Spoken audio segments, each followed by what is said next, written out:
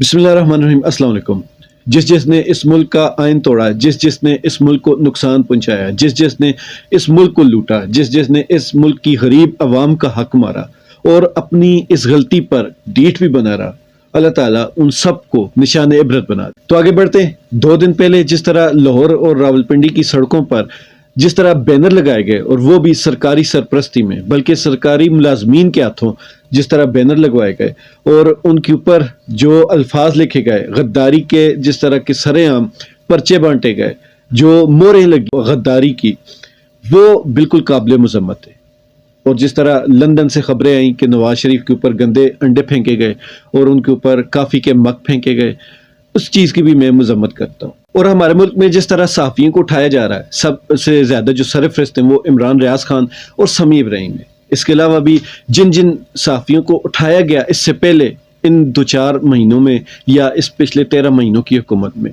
ان کا اور جو جن کے اوپر تشدد ہوا ان کو اٹھایا نہیں گیا، لیکن کسی بھی جلسے میں یا کسی ایسی جگہ میں تشدد ہوا، میں ان سب کی بھی مذمت کرتا ہوں۔ اور جو آزادی اظہار رائے ہے اس کو جتنے بھی لوگ دبا رہے ہیں، میں ان کی بھی مذمت کرتا ہوں۔ اگر تھوڑا پیچھے جاؤں تو جس طرح سرکاری املاک کو نقصان پہنچایا گیا، میں اس کی بھی مذمت کرتا ہوں۔ اور اسی کے ساتھ جس طرح خواتین کو بڑے بازاروں میں اور 20-20 25-25 پولیس افسران نے جس طرح گھسیٹا، اس کی بھی میں مذمت کرتا ہوں۔ پھر جس طرح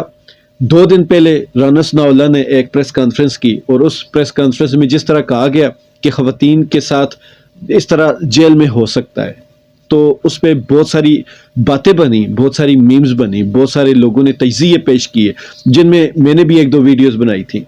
تو ان ساری باتوں کی میں مذمت کرتا ہوں۔ جس طرح ان دنوں میں عورتوں کے اوپر ہاتھ اٹھایا گیا، جس طرح گھر اور 4 دیواری کے تقدس کو پامال کیا گیا، جس طرح عورتوں کو دھمکیاں دی گئیں اور جس طرح ان کو گھسیٹا گیا،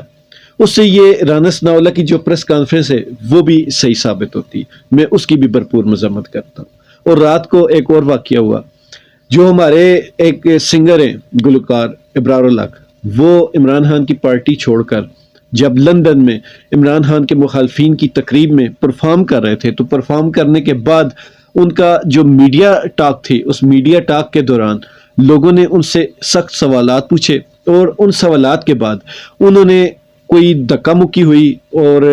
افراتفری بن گئی، کسی نے ہاتھ بھی اٹھایا، دھکے بھی ہوئے، تو یہ سارا کچھ ہوا۔ میں اس کی بھی مذمت کرتا ہوں۔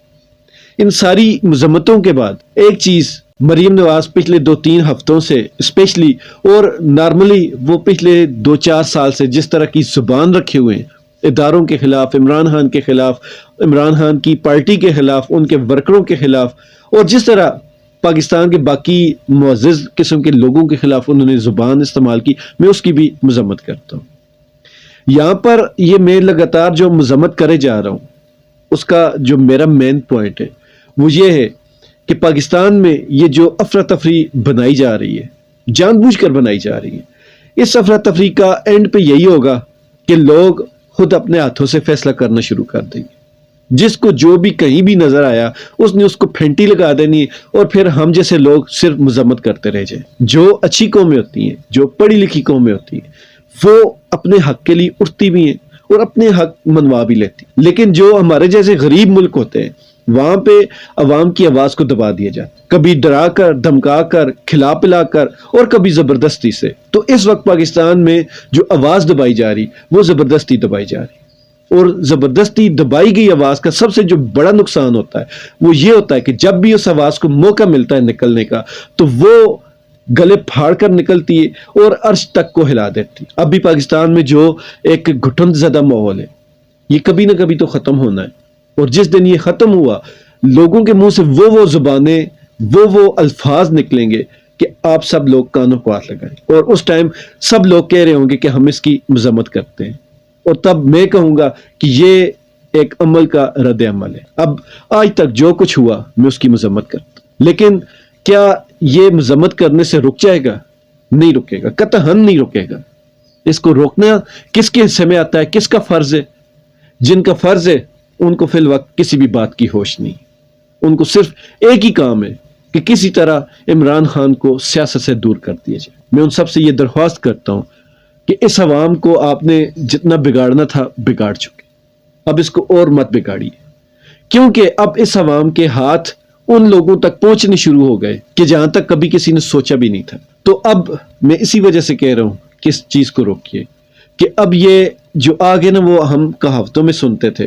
کہ جب آگ محلے میں لگتی تو خوشی نہ کریں، وہ آگ آپ کے گھر تک بھی آ سکتی۔ یہ جو آگ پچھلے 75 سالوں میں اس پاکستانی قوم کے دلوں میں بھڑکائی جا رہی تھی اور اس سے فائدے اٹھائے جا رہے تھے، اب وہ آگ بہت پھیل چکی ہے۔ تو بجائے وہ کسی اور کے گھر تک پہنچے